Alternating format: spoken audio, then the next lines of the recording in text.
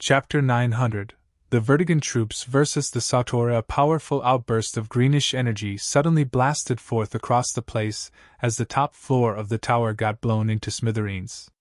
The instant this happened, everyone in the vicinity was sent flying hundreds of feet backwards as the force of the energy swept across the environment. Boom! 3 figures blasted forth from the area where the surge of energy originated from. They were engaged in intense battle as they swerved from place to place across the air, exchanging fearsome attacks. 2 out of these 3 figures were dressed in orange and black robes, and they seemed to be battling again the third figure, who was dressed in a white outfit. Boom, bang, bang! With every collision, ripples of powerful energy swept across the place, causing thunderous explosions and making the ocean waves rise. These 2 battling the man in white robes were barely holding on. Despite being very powerful, they could not hold their ground against the man in white robes, who just kept foiling their attacks like it was nothing. The men in orange and black robes dived forward across the air as they gathered immense energy to attack the man in white robes again. The one in orange shot out a massive rocky-like tail with diamond spikes which had the tip glowing with fierce as it stabbed towards the man in white. The other dived forward as his right arm transformed into a massive greenish-scaled beast with glowing red claws which were as large as a truck. Both attacks swung forward with immense speed, spreading ripples across the air and causing waves of destruction to be sent forth across the vicinity. At this point, the other figures fighting were protecting themselves from the residue energy of these 2 attacks that hadn't even collided with the targeted figure yet. Boom! Another massive explosion rang out as ripples of destructive multicolored waves blasted across a 300 miles radius. The yells of some of the figures in the vicinity were drowned by the loud blast as everyone was sent hurling backwards for several hundred feet, acquiring all sorts of injuries despite not being the one targeted by the attack. "Sir Viltru! Is he?" The troops in white robes, who had managed to conjure up a barrier for themselves, stared in the direction of the attack with shocked looks. Viltru was battling 2 bitrank mixed bloods who happened to be family branch heads. Even with the barrier they had conjured up, some of them still got minor injuries from the residue energy of the attack even when it wasn't directed at them. They wonder how Viltru, who was in the middle of both attacks, would fare. As the debris in the air slowly cleared and the visibility of the environment became better, everyone stared in the direction of Viltru and the other 2. Their eyes widened in disbelief as they spotted the 3 figures floating in the air up ahead. In the middle was Viltru, who had both his arms held out sideways as he looked forward with a nonchalant expression. In his left grasp was a rocky-looking tail with diamond spikes, and in his right grasp were massive beast-like claws the size of a truck. He had stopped both attacks and there was not a single scratch on his body, either were his clothes affected. The 2 opponents, who were Triticel and Coterio, both had looks of astonishment mixed with wariness on their faces as they stared at Viltru, who looked unwavering. Although they had not fully transformed into draconic figures, which meant the attack wasn't at full strength, they were still surprised he was completely unaffected by their attack considering how powerful it was. Despite only being 1 rank below Viltru, both their combined strengths couldn't match up to him. "You have no hopes of standing against me. Surrender and end this foolishness." "Triticel, Coterio," Viltru voiced out with a tone of warning. Both of their faces squeezed up as they responded, "Never!" In that same instant, they transformed fully into draconic figures as they prepared to engage Viltru again. Meanwhile, at the other similar-looking tower on the western edge of the island, Gustav and Stark were still going against the cult members here.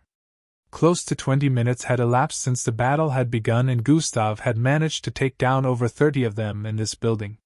He was currently on the 700th floor, and a feminine figure in dark robes was in the clutches of his right hand.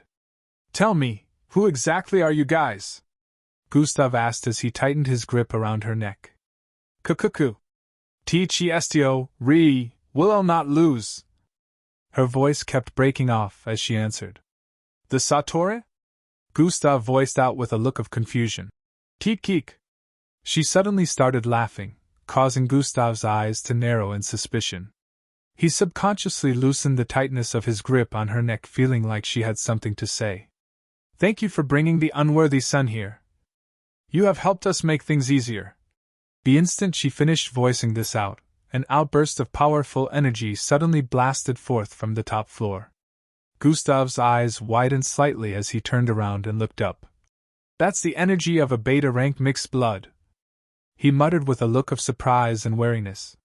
"He will die at the hands of the master," the woman voiced out as bloody glowing claws protruded from her fingers and she swiped at Gustav's neck. "Grab!" Gustav stopped the attack by grabbing her right hand before turning to stare at her. Bang! He slammed her through the wall and turned around before dashing forward and slamming her head through the other side of the wall. The wall crumbled and Gustav held her out thousands of feet above the air with her legs dangling in the wind. He wanted to drop her from this height and go deal with the current situation as a sense of urgency welled up from within. However, Gustav recalled he was dealing with dragons here, so he would just be setting her free and there was no time to steal her bloodline, so he did something else. Flesh warping has been activated. Chapter 901. It's too late. Flesh wriggling sounds rang out as her eyes widened in confusion after feeling weird energy run through her body. Boom! Her body blasted into pieces in the next instant with blood and internal organs flying everywhere. Fwum! Gustav proceeded to jump out of the hole he had created after slamming the woman's body into the wall earlier. "Stark!" he yelled out as his body descended with speed after he spotted a massive draconic about 700 feet below, flying downwards as well. "That's not Stark," Gustav came to this realization as he activated God Eyes. "Begone, weakling!" the draconic figure suddenly voiced out as it turned around to gaze at Gustav from below. "Towish! Underscore underscore underscore underscore underscore underscore underscore underscore underscore underscore underscore underscore underscore boom. Boom. Boom. At the other location where the Vertigo troops engaged the cult members, explosions and powerful collisions still rang across the place. Viltru had moved his battle with both family branch leaders further across the ocean so the others would not be affected by the residue energy of their attacks. He knew just how destructive their battle was to the surroundings. If the fight continued there, it would affect the island as well. Just one of them was strong enough to level the entire island, and there were 3 of them. From the looks of things, it would not take much longer before the Vertigan troops took care of the cult members here. However, for reasons unknown, they kept battling despite knowing that the odds were against them.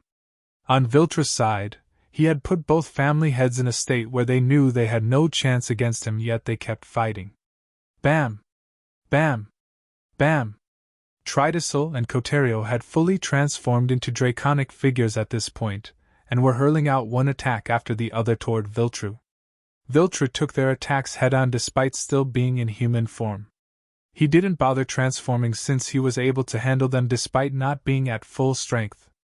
Viltru bolted forward amid a combined attack of a red laser beam shooting out of Coterio's mouth, while Tridacil shot out a silver bolt of lightning carrying immense destructive power. Viltru made a circular motion with his right hand as he charged forward across the air, causing both attacks to get redirected the moment they arrived before him. Boom! The attacks slammed into a sea mountain in the distance, blasting it to smithereens. Tush! Arriving in front of both of them once more, Viltru proceeded to grab them both and slammed their massive heads together. Both figures drifted away across the air after their heads got slammed together. He lunged forward and threw his fist out multiple times at both of them, causing them to be sent flying backwards once more. As he battered them with numerous physical attacks, more injuries appeared on their bodies. "Why do you two keep resisting? You do not have the power to defeat me. Give up before I inflict permanent damage on you both," Viltru voiced out. He seemed to have been holding back all this time because they were family branch heads and he wanted to leave them in good condition so they could be judged by the main Vertigan family. "Even if we know we will lose, we have achieved our main objective here today," Coterio voiced out. "By now your so-called next head should be in the hands of the master," Tridacil added. "What master?" Viltru suddenly felt a sense of foreboding after hearing that. "Ha!" Despite being injured, Coterio still let out a burst of maniacal laughter.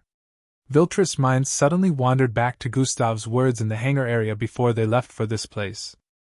Thinking about this carefully now, Tridacil and Coterio were already known to everyone, so they never fitted into the description of this mixed blood, which begged the question. Where is the mixed blood Gustav described? This was supposed to be a meeting of leaders as assumed by Gustav, but there were many cultist members in this location as well, so it looked like it was a regular meeting that was being held. However, even if this was a regular meeting, it didn't make sense that one of the leaders wasn't in attendance. Now, how have these two mentioned achieved their objectives despite losing the fight against him? And could the so-called master have captured Stark by now? He recalled Gustav was heading to different locations to round up other cultist members, and Stark followed. His eyes widened slightly at this point as he came to a realization. Where is he?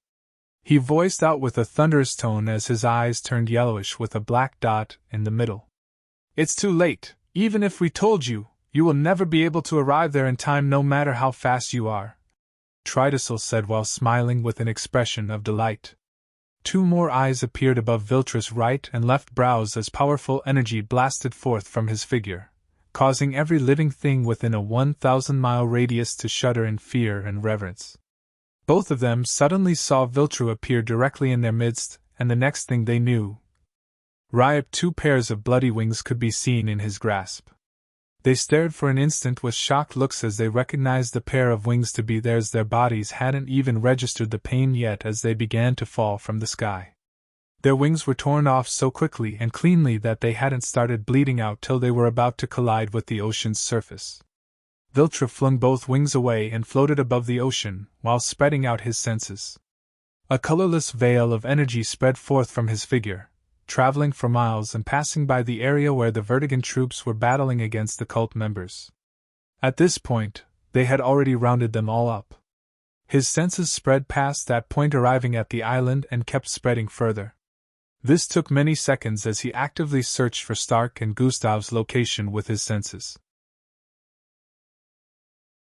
Chapter 902 The Master's Appearance Is That Officer Crimson? He asked internally after spotting a silver figure with horns and a large muscular frame with ram horns. In this location, destruction had been wreaked on the environment. With his senses in a particular location, he wasted no time in retracting his senses as he began transforming. He turned into a small mountain-sized draconic figure with 2 heads and 6 eyes like Stark. However, he had yellowish scales and a glowing yellow and black pair of wings with 4 horns. The instant he spread his wings, winds blasted across the surroundings.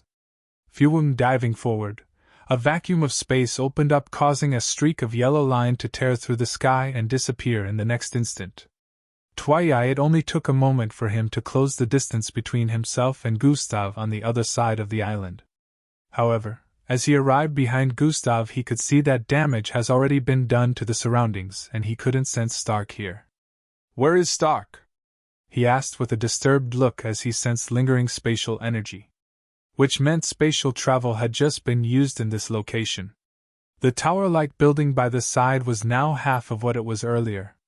What was left had cracks all over and was on fire as well. The ground was flooded below. Gustav had injuries on his body from what Viltra could see as he floated in midair behind him. Officer Crimson, where is Stark? Viltra asked again as he placed his hand on Gustav's shoulder from behind. There was still no response from Gustav, and at this point, Viltra feared the worst may have happened. He had truly gotten here too late. Gustav slowly turned around in midair as he unfolded himself. He was initially in a state where he kind of wrapped himself up. Viltra's eyes widened as he stared at Gustav unfolding himself. 15 minutes earlier. Begone, weakling! A thunderous voice was heard as the draconic figure several hundred feet beneath Gustav turned around to face him. What is he doing here? Gustav's eyes widened as he recognized this draconic figure to be the same as the one that nearly buried him with hurricanes after he acquired the emblem. Gustav hadn't even managed to rearrange his thoughts when a pillar of flame shot out of his mouth towards Gustav. This red and blue 2-headed draconic figure could manipulate water and fire from the looks of things. The flames hadn't even reached Gustav yet, and he could feel his body getting cooked already. Gravitational displacement has been activated. The gravitational force in the environment suddenly turned weird as the flames slowed down. Despite how powerful gravitational displacement was, having an effect on everything in the surroundings and making even the winds to flow in reverse, it was unable to substantially affect the powerful outburst of flames headed towards Gustav. Energy discharge has been activated. A reddish energy suddenly burst forth from Gustav's figure, pushing the flames to the surroundings. Boom! It was like an explosion went off as the thick condensed flames ended up spreading across the place and causing the massive 700-plus story tall building to almost get halved in an instant. The upper part crumbled and fell to the sides due to the flames. Despite having managed to stop it from hitting him, Gustav was still blasted backwards by the residual energy spreading across the vicinity. Screams of terror and pain were heard from within the building as it affected the cult members. I commend you for stopping that attack despite being an ordinary Echo rank mixed blood, but this is as far as you go. The draconic figure voiced out from both heads, causing his voice to travel far and wide. Gustav hadn't even managed to stabilize himself in midair yet as he spread cooling energy around his body since it was currently smoking. Thank you for bringing the prize to me. The draconic figure voiced out as it continued flying downwards. Blast! An explosion rang out as the side of the 330th floor got blasted open. A two-headed massive golden-scaled draconic figure flew out of there and collided with the master. Gustav, are you okay? Stark yelled out as he spotted Gustav far up in the sky. Run! Gustav yelled back. Despite being about 2,000 feet upwards, his voice boomed loudly across the vicinity. You are going nowhere! The master voiced out as he lunged at Stark. Disappear! Stark screamed out as both mouths of two heads opened up. Thorough silver-colored energy with golden streams blasted out of his mouth, slamming into the master and pushing him backwards. The energy bound him in place and began to shrink him. I have to admit, you are talented, but you do not deserve to lead this family. The master voiced out as he ripped the silverish and golden-colored energy covering him apart in the same instant. Stark puked out blood after that act as his eyes widened. No one had ever been able to free themselves from his ability before. He had used it on others stronger than him so many times. It was an ultimate ability that would have a negative effect on him if it was cancelled. The master lunged forward once more and grabbed all of Stark's arms before biting a chunk out of the left side of his second head. The master had expected that attack to disconnect Stark's second head from his neck, but he had underestimated the toughness of Stark's scales. Stark screeched in pain as he managed to free two of his hands. He grabbed the master's head and stabbed his claws into both eyes, causing him to grimace in pain as well. Ha ha, this is nothing. You're only able to put up a little fight because of your nature, but this ends now. The master voiced out as he opened his mouth, gathering flames within. At this point, Gustav had activated Ultimate Combination and was flying downwards with insane speed. Chapter 903, Battling against the cult leader. A 4-feet-long katana with reddish electric arcs and destructive energy oozing from it could be seen in Gustav's grasp.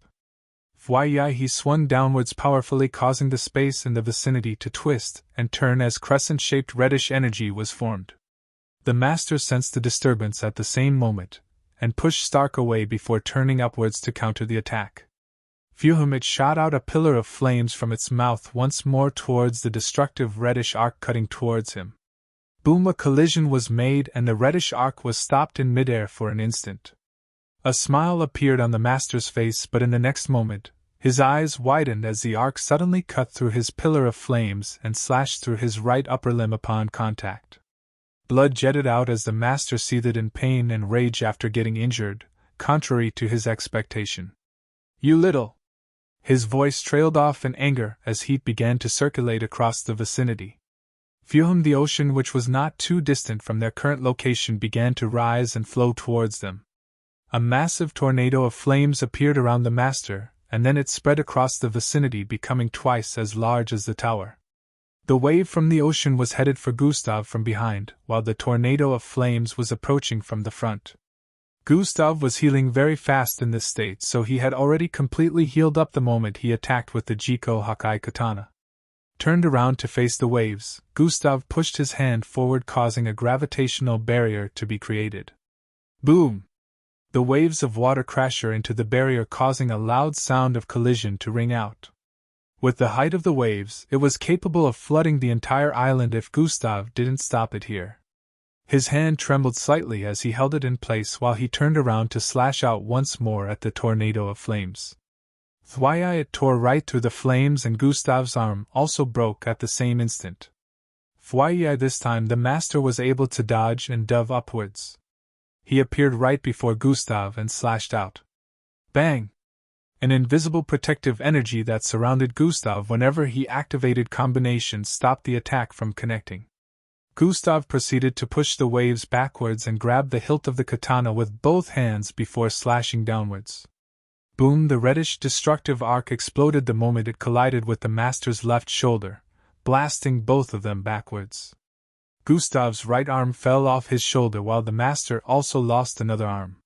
The master couldn't believe that he was getting injured by an echo-ranked mixed blood. However, Gustav took more damage this time, and the katana fell from the air after his arm got blasted to smithereens. The master also had the ability to regenerate, but at the moment Gustav's regeneration was faster. But even with that, the master still had 4 more limbs after losing 2, so he could keep battling in his current state. Gustav stared at the katana falling and stretched out his left hand. The katana stopped falling and floated in midair after getting wrapped by Gustav's gravitational manipulation. His right arm was growing back at this point. He pulled back his hand, causing the katana to start flying towards him, but before it could arrive. Slash! The master appeared in front of Gustav and landed a hit on him. Gustav got blasted further backwards across the air as 3 massive gashes appeared on his body. The protective energy surrounding him had been breached by the intense attack of this beta-ranked mixed blood. His skin was currently like diamond, extremely sturdy, but one slash from the master had torn him open like a hot knife going through butter. Gustav gritted his teeth in pain as he raised his arms to block another attack while the Iroh silk grew out of his arms. Bang! Bang! Bang! Gustav got blasted backwards repeatedly as the master kept attacking him without giving him any chance to retaliate. Gustav managed to dodge a hit with perception and finally sent out an attack he had been accumulating. Boom! Destructive ripples spread across the vicinity as Gustav's fist slammed into the master's gut. Unfortunately, this attack that would most likely have decimated a city was unable to break the master's skin. "It turns out you're nothing without that weapon of yours," the master voiced out as he grabbed Gustav's hands and sliced his arm off. Slash! Gustav lost his right arm once more and blood jetted out. For whom a pillar of flames blasted out of the master's mouth, sending Gustav hurling further backwards as he tried to protect himself with just one arm. His arm grew back in the next moment, but the master was still rushing at him with multiple attacks, wanting Gustav to use up his energy, so he wouldn't be able to regenerate anymore. Far below, Stark looked upwards and could see the pinch Gustav was in. He was bleeding from his neck and currently couldn't transform. "Why do I have to be useless in crucial situations like this?" Stark gritted his teeth as he voiced out. They had not expected to meet a beta-ranked mixed blood here. He looked up ahead and spotted a dark blade katana with reddish destructive arcs swimming around it. He recognized it to be the same weapon Gustav had used to injure the blue and red dragon. At this point, Gustav was being doused with both cold and hot attacks. Just as the temperature of the environment was hot and cold at the same time. Stark rushed towards the weapon and pulled it out of the ground. Looking upwards at their height in the sky, he realized he would have to get up there. He recalled Gustav's sustained injuries when using this weapon, so a thought instantly appeared in his mind. He brought out something from his storage device and attached it to his neck. Truin. Chapter 904. Saving Stark. A mechanical metallic-looking covering of nanites began to spread to his arms. It made it look like he had silver-colored robotic arms after it had finished covering his upper body. Stark channeled his bloodline energy as much as he could and leapt upwards. "Hi-ya!" he screamed out as he grabbed the hilt of the katana with both his hands and raised it upwards as he ascended across the sky. All of Gustav's limbs were being held by the master, as he pulled them in separate directions while hovering his left head over Gustav's face. Flames gathered as he prepared to burn Gustav's entire head off. Meanwhile, Stark was leaping towards them in arms while swinging out the katana. The master spotted him and made his other head turn around to face him as he prepared to attack Stark with water. Stark swung forward with force, but at the same time, the master was also about to attack. The probability of Stark's survival was very minimal due to the master's strength, as well as backlash from using the katana this way. However, he gathered as much energy as he could into his arms. The air began to twist and turn as veins popped out on his neck and arm muscles. Gustav, whose arms were being spread apart, twisted his arms and grabbed the master's arm. Flesh warping has been activated. He managed to cause the master's arms to shrink a little, which gave him the chance to pull himself out of the master's grip. What was? Before the master could voice out his shock, Gustav grew out extra arms and grabbed both draconic heads. He pulled backwards with all his strength, as he also activated size manipulation. He held the master in place as Stark slashed forward. ZZ. A massive cut that extended from his chest to his belly appeared on the master's body after the attack made contact. Both Stark's arms exploded along with the metallic covering, causing a fountain of blood to jet out from both shoulders while the master shrieked in pain as it flung Gustav away. Gustav flew forward and grabbed Stark before he could fall to his death. Are you crazy? Gustav voiced out as he held Stark in his arms. Care! I had to do it, Stark responded while coughing out blood. We have to leave, Gustav said as he turned around. However, before he could start flying away, the entire vicinity suddenly turned dark. And then it turned into a world of red and black. Since I'm out of time, you're coming with me. A voice boomed out, and in the next instant Gustav could no longer find Stark in his grasp. Huh! Gustav turned around in the next instant, and could see the master several thousand feet behind him with the armless Stark in his grasp. As Gustav dove forward, a massive mountain-sized flame appeared in front and began hurling toward him. In the same instant, a purplish-looking portal appeared in front of the master, and he was about to head in with Stark. Power boost has been activated. Gravitational displacement has been activated. At that moment, Gustav activated everything he could just so he could move faster and stop the master from taking Stark away.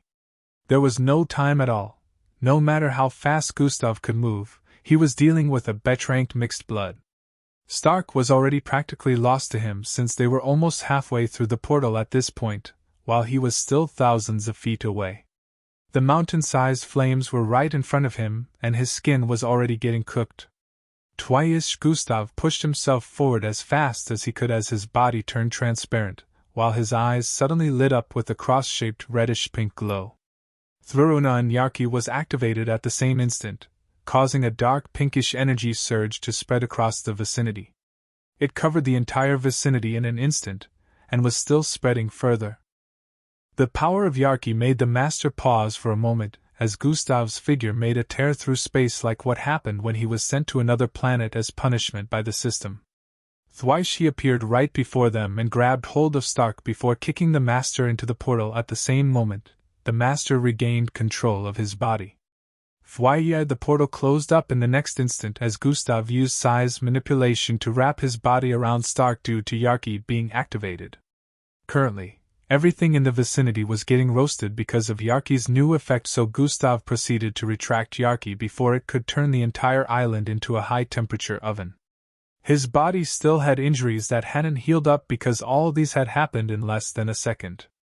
Currently, Gustav had almost expended his energy, and his body was currently smoking, but he still had Stark wrapped to the point that not a single skin could be seen. After he finished retracting Yarki, he felt a powerful presence appear right behind him. Where is Stark? A familiar voice called out to him. That's Viltru. Gustav heaved a sigh of relief internally. He initially thought the master found a way to come back, but it looked like it was someone on their side.